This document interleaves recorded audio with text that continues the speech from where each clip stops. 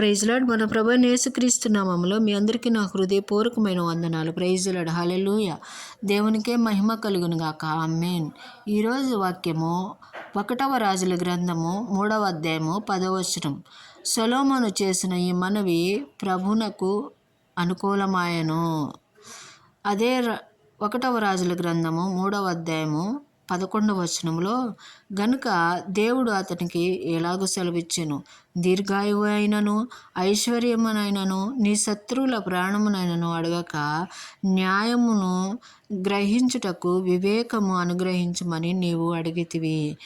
ఇవి అడిగితివి గనుక నీకు బుద్ధి, జ్ఞానము, తెలివి, ఐశ్వర్యము అన్నీ ఇస్తాను, దీర్ఘాయువును కూడా ఇస్తానని దేవుడు సొలొమోనుతో మాట్లాడినప్పుడు, సొలొమోను ముందు రాజుల్లో అలాంటి రాజు లేడంట, తర్వాత వచ్చే రాజుల్లో కూడా అలాంటి రాజు లేకుండా ఆయన సొలొమోను ఆయనకు తోడయుండి దేవుడు ఎంతగానో ఆయన హెచ్చించి ప్రతి విషయంలో జయాన్ని కలుగజేశాడు.